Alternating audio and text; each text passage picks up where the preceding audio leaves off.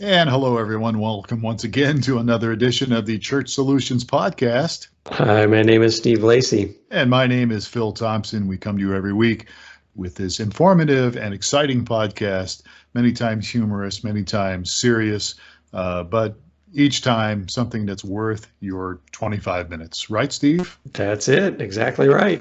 All right. Well, we are a tech company that works with churches and ministries. We provide streaming video, mobile apps, and websites, content management systems. We also work because we have an extensive background in working with our own churches and being involved in ministry for many, many years. We won't tell you how long because that will disclose our age, and it would we're like way up there in years, dog years. But we also work with volunteers and pastors, and one of the things we're going to talk about today is something that if you're involved in ministry with your church as a pastor, associate pastor, or a leader of some type, key volunteer, you should be concerned about this. We're going to talk about the number pastors most often ignore. All right. So we're going to tell you what that number is, huh? Yeah, it's not just pastors, though. It's a lot of people just don't think about it. Even if you really love your church and involved in it, we don't often think about this. And we're taking some information here by our good friend Tony Morgan. And Tony talks about it's interesting on that pastors, and I would tend to agree with this, being a pastor myself and being involved. Many pastors fall into one of two camps when it comes to the numbers. And, there are pastors that just don't look at the numbers. I don't care about the numbers. Don't tell me about the numbers. I'm not going to worry about the numbers. I can understand the idea behind that. But then there are pastors that only look at the numbers, and they just want to know what's going on. How many people did we have? How many this? How many that? And what was the offering? And again, I think between the two of them, there's a balance. I think if you're only concerned about numbers, you're missing the big picture. But you should also be concerned about what's happening in your church. Why is that? Because numbers. Well, numbers represent people. Oh, real people, huh? Real people. Numbers do represent people, and people have stories, and they have testimonies, and they have life experiences. So I am more than a number. Well, yeah, but it's good to have an idea on what's going on with the numbers. And so ultimately, the idea behind what we're talking about today is having a strategy for monitoring your metrics and your the people you've got coming, the people you've got going, those kind of things, stories, testimonies, those kind of things. And so we want to encourage you to do that. But let's kind of jump into this if we could. All right. So what numbers are we talking about? So let's talk, first of all, very important, about the number of first-time guests. Oh, okay. And that's the main number that we're going to be talking about, because people are tracking attendance and the offering, like you mentioned. One of the things that a lot of people will attract. A lot of people, you get a bunch of pastors at a luncheon together, the first thing they're asking each other is, well, how many attend your church? Yeah. Right. Well, it can be the case. I think, when you're looking at numbers, we're going to talk primarily about first time, but we're also going to talk about follow-up, because there's the front door, and we've talked about this before, right? There's the front door of your church, and then there's the back door of your church. And the back door meaning there are people that come, but then there are people that go. And that's what we refer to as the back door. Who's going out your back door and why? But let's stay on track here with the first-time guest. And there's other numbers like how many people are being baptized and how many people are in small groups, and all those things are very important. Well, along the point that you were talking about, that I'm more than a number, and you're only focused on numbers, is that you want to track, life changes that people are going through. So it kind of shows the growth of the church. And so, Right. You want to look at the numbers that are related to, attendance is one, but number of that's kind of a broad one that doesn't track with this real close, but baptism, small group attendance, Right. Volunteering, that sort of Right. thing. So, Yeah. so Yeah. those are in who made it very, probably our buddy Rick Warren had the concentric circles. Circles of commitment, about, I think. I'm very familiar with that. You have the core, and you have. I couldn't tell you right off the top of my head, even though I've probably memorized it 25 years ago. But the crowd, the core, committed. So there's these concentric circles, and you track your numbers as they go through that, because you want to have a healthy balance, and you want to have people moving from the outside towards the inside. So that's where you're tracking numbers like, baptism, attendance, small group, all that sort of thing. Yeah. That's moving people. Yeah. So that's a good measure, I think, of looking at the numbers in a sense that it relates to the life and kind of the maturity of people going through life events. Yeah, the health of your church. But let's talk about first-timers. Okay, now our main number we're talking about, first-timers, and why is that important? Pulling a Phil Thompson here, you're getting us off track. So first of all, there's research that's been done multiple places that shows about 15% attrition in your church each year. So 15% of the people connected to your church will move away. They will leave the church. They might pass away. Whatever the situation is, 15% each year. So think a little bit about that. And research also shows that at their best, churches, and this is really at their very best, churches are able to retain 20% of first-time guests. So that means if you have 10 people come to your church in a month, you're very fortunate if you can get 2 of those people to stay, to really be a part of things. And so, you've got the front door problem. That's what we're talking about here. And that means we're talking about connecting with new guests. And then, as I mentioned earlier, the back door means you have a problem keeping people. So the 15% attrition, that's an average? That's an average. Yeah. So Barna's got studies on this, and there's some other people. But I've heard that number actually several times over the years. And I guess that represents just, it's not necessarily, we talked about the community, the core, the committed, and all that sort of thing. This is just overall that you're going to lose 15%. You got a church of 100, 15 of them aren't going to be around next year. That's an average. I can tell you it's higher in some places, lower in some.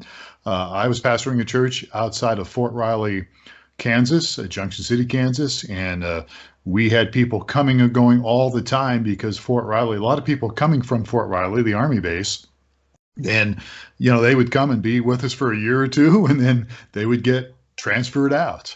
And so we actually probably had a higher number than 15% attrition. So, but it just depends on where you're at. These are just averages, but the big idea behind this is that if you want to experience healthy growth in your church, which I'm assuming everybody listening to this podcast or watching this video wants to have healthy growth, your number of first-time guests each year needs to be more than your current average attendance.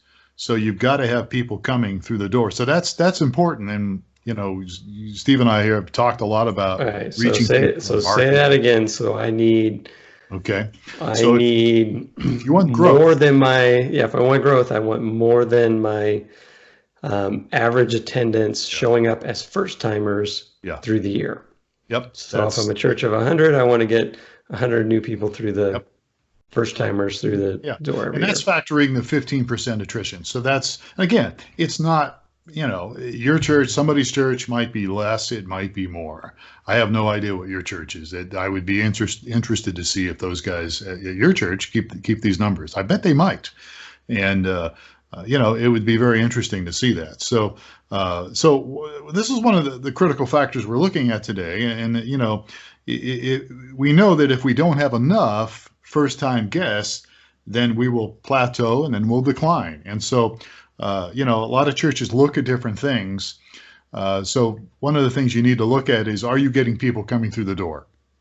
And last week we had a podcast, new people. Yes. And we had Brittany on last week, Brittany Messerly, and who's now part of our team. And we were talking a little bit about marketing.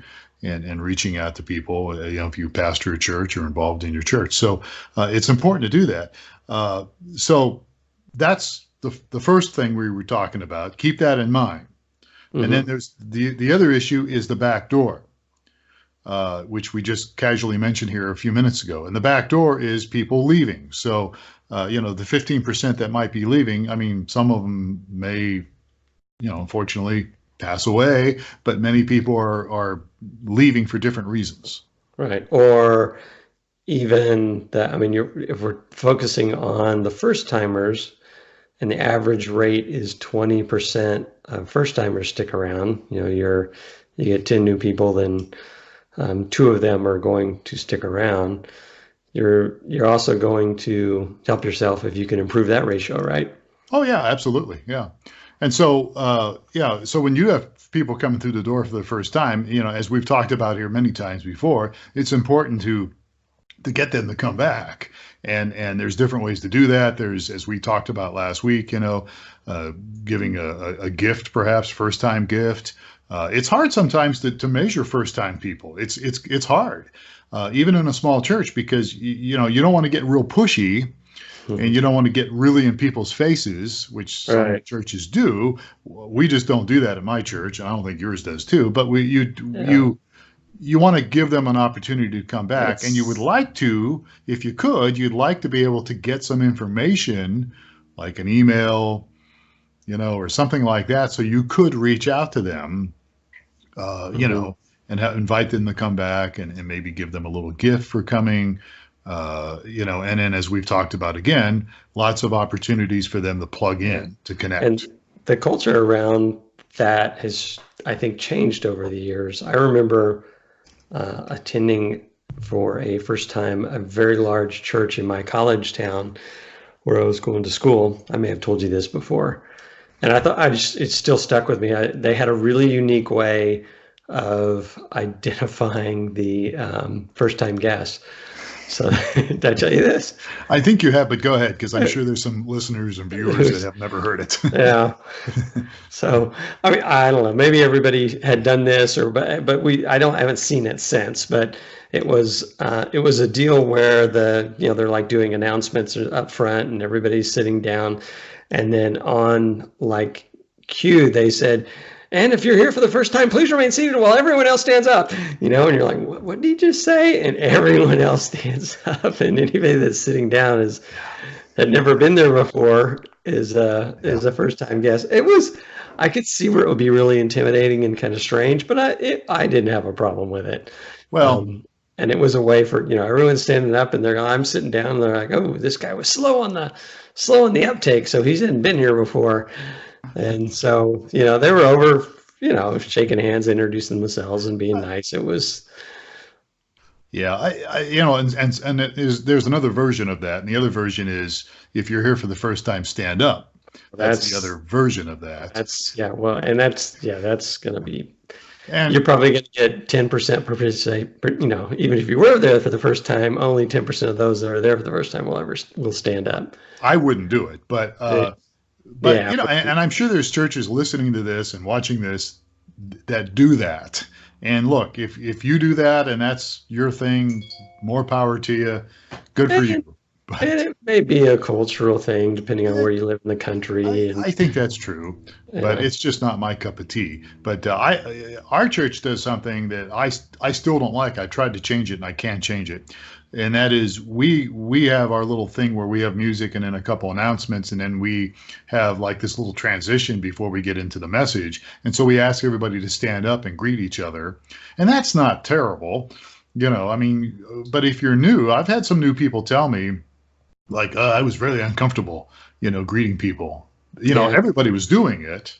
Right. But you don't know these people, and you feel uncomfortable. Yeah. I don't like it. I personally don't like it, but that happens in a lot of churches. I know. I don't like it personally, but they know that, and they joke with me that I don't like it. But it's because you're antisocial. Well, I am. But so anyhow, first time guest. As we let's kind of move on here. So one of the things we just want to encourage you is maybe keep some numbers. If you can. If you're not doing it right now, try to keep some numbers of how many first-time guests you have every week. And again, I know that's hard because not everybody's going to tell you they're there, but hopefully you have some kind of a tool, connection card, an ability to maybe capture that information in some form, some way, and try to keep an eye on your first-time guests and see how you're doing in that area. And again, we may be speaking to some volunteers here, but maybe you could do that with the support of your leadership, your church. And then shameless plug for us, right? We track all the guests to your online platform and identify those that are first-time guests or for streaming. True. Yeah, we do streaming videos, StreamingChurch.tv, and we have those things automatically set up. So if you stream with us, StreamingChurch.tv, you're going to get that information. There's some other information we'll tell you about here in just a few minutes too, which is kind of the other end of that. But yeah, so give that a shot. Try to take some stats if you can, and just see how things go. And then the other thing I thought we would talk about is the other end of this thing, and that is the follow-up. And part of growing a church is obviously attracting first-time people, but the other big part is follow-up. Follow-up is a key to growth. It's a key to church growth. In fact, we have a blog right now. If you go to newmediaministries.tv, we've got some information on our blog about following up and the tool and the things you could consider using. And this is another area where churches are going to have dramatically different tactics in place, right? Yeah. So you should have something in place. And you should have. Churches have nothing, but something, right? So there's So there's different routes. I mean, there's the the very casual one where I'll drop something in the mail and send it to you saying thanks for showing up, or send an email or something like that. I know that one of the churches that I was a part of, and for a very long time was part of the leadership there, we, showed up, 3 times in a row or something like that. And their deal was they wanted the pastor to come visit us. And that's, at the time I was thinking, this is a little uncomfortable, but okay, sure. He's going to come to our house and, but we signed up for it. And that still goes on today. I mean, there's a culture that does that today. And again, if it works for your church, great. Yeah. Pastoral visitations. I mean, where we're at out here in Arizona, it's very casual, and there's a lot of people that just don't do that anymore. And but in some cultures, it's something that might work for you. That's fine. I think if you're going to talk about follow-up, the most important thing, there's several points. One of them is you want to have you want to create a team, and I have in the blog here, create a culture of connection. So you want to really have this in your church where you encourage people to reach out and greet people and say hello to new people, and really kind of when I'm working with a church right now, and I've been there about almost 6 years, and when I first got involved with them, they just moved into a new building, and they were really small for so long, and all of a sudden they grew quite a bit because they're in this new facility, right? But there wasn't a culture of connection.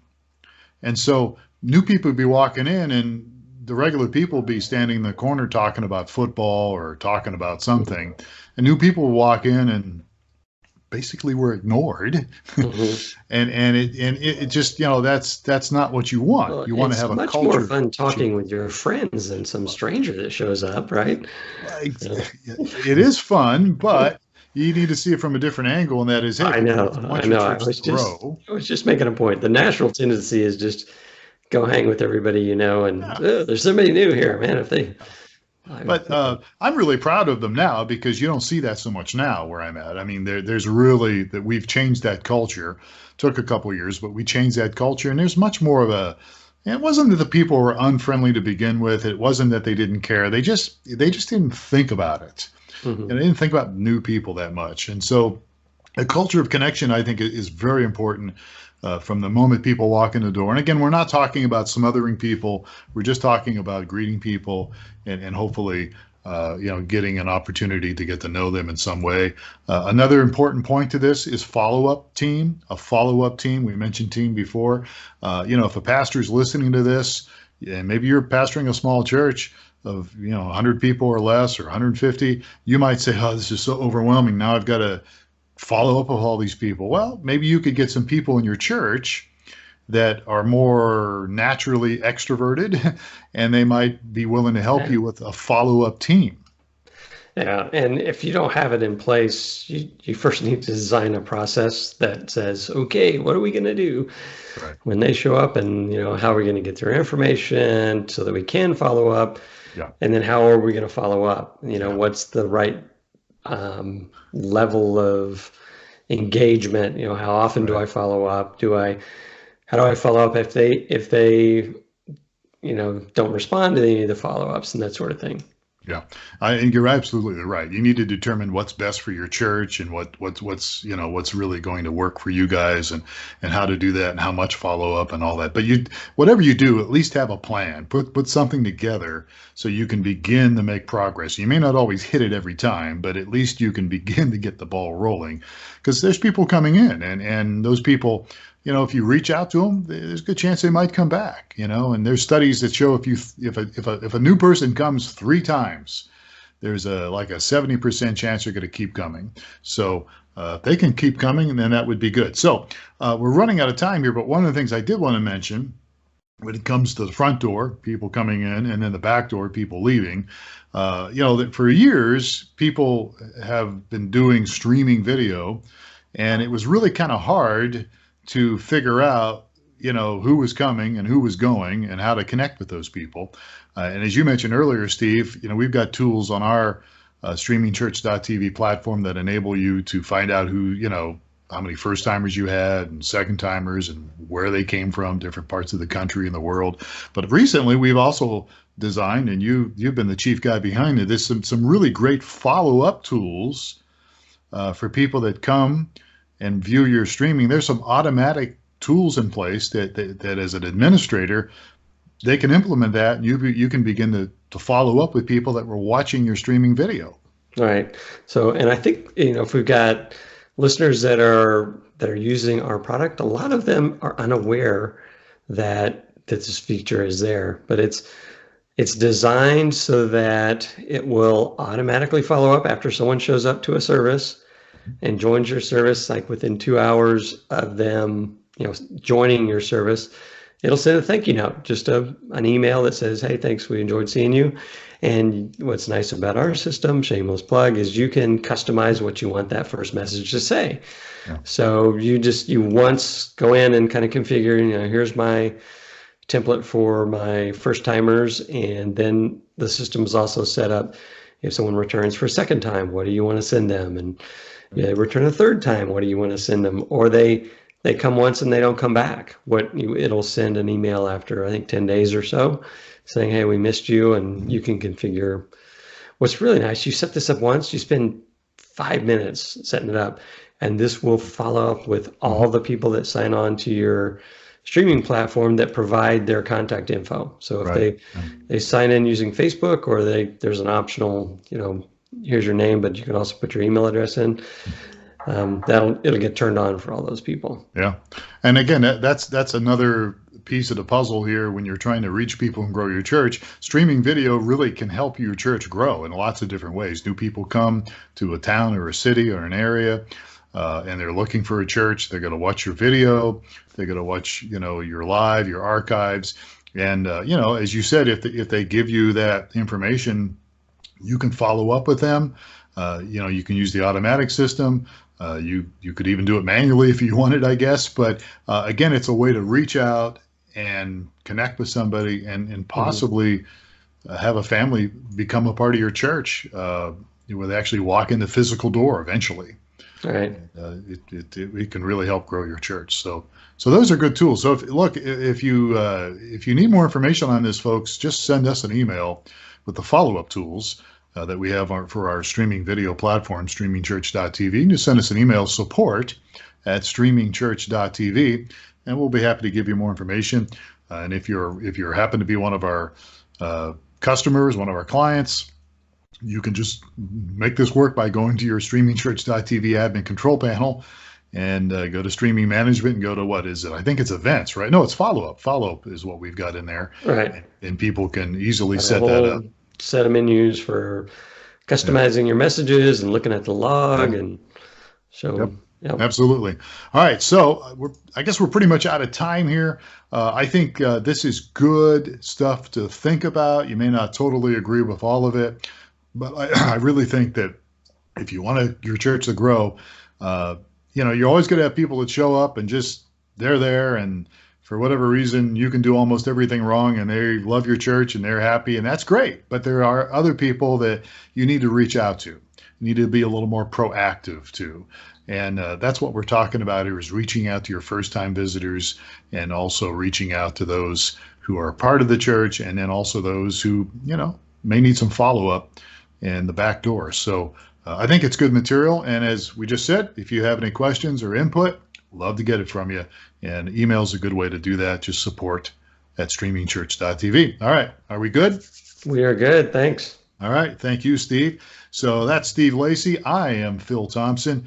And we appreciate you spending some time with us today on the Church Solutions Podcast. We'll catch you again next time. Have yourself a great day.